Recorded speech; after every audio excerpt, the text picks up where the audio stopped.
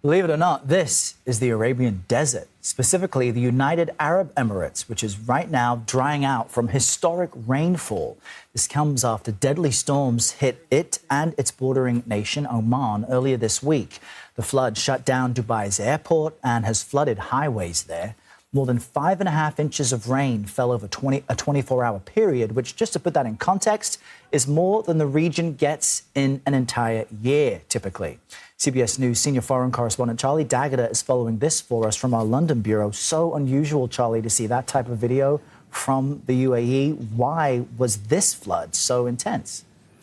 Yeah, Errol, it was crazy. You know, I've been to Dubai dozens of times. I don't think I've ever seen a drop of rain. So, yes, when you see 5.5 inches over the course of 24 hours, you can see what damage this resulted in, because they're just simply not prepared for this kind of rainfall in that short a time.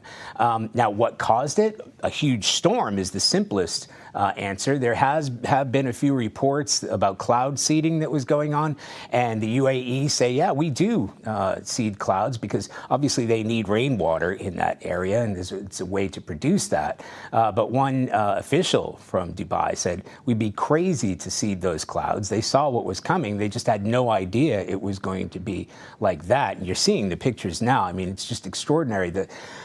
Cars.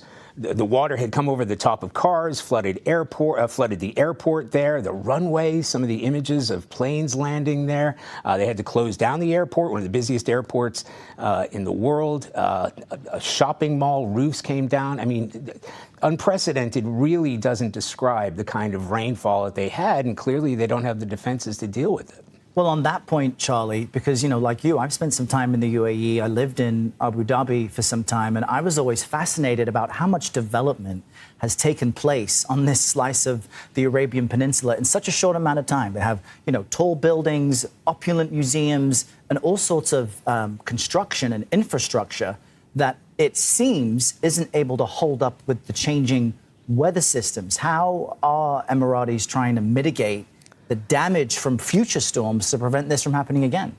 Yeah, well, Errol, all that money, all those financial resources, the incredible infrastructure, I mean, incredibly modern buildings and highways, they're going to need some drainage canals, right? I mean, if we look at some of the cities in the United States, parts of New Mexico, Arizona, they know they're flash flooding because if you're in a desert environment, there isn't a lot of places for the water to go. And this has been surprising because, as you said, this is a modern city, a modern area. The Emirati are modern in terms of the development there, in terms of quick development. But yeah, they're going to have to take a very hard look at what happened. Now, keeping in mind, this is a once in a 75-year occasion or catastrophe that took place. But I guarantee you that what we're looking at now is not what Dubai looked like 75 years ago. And we're also dealing with climate change and more powerful storms. So they're going to have to address what happened and clearly put in some preventative measures. And as you mentioned, Charlie, unlike some other nations where we see flooding like this, the UAE has the financial resources, thanks to so much oil, to deal with it. The airport there, though, is a major international hub. Plenty of folks fly through. What's the status of it? How are they trying to get it up and running? Yeah, huge. I think when an airport official said that it's going to take some time, a master of understatement. But for the past 24, 48 hours since this rainstorm struck, you know, we've seen images of people that have just been camping out there. As he said, one of the busiest airports in the world. And I don't know if you saw some of those images of aircraft coming in. Look, there you see it.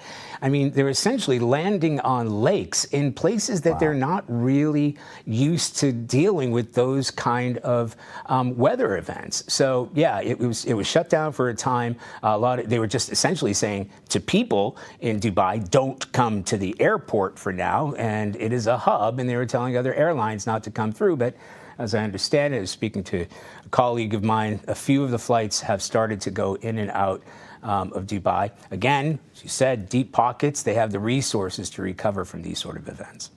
Pretty incredible. There is just no corner of the world safe from these freak storms and floods. Charlie D'Agata, thanks for giving us the latest. We appreciate it. Thanks, Errol.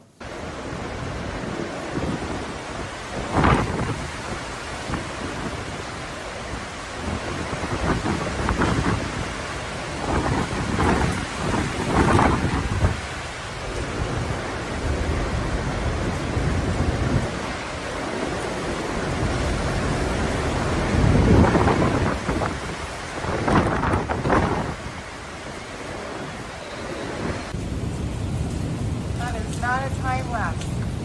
That's just how much lightning is happening.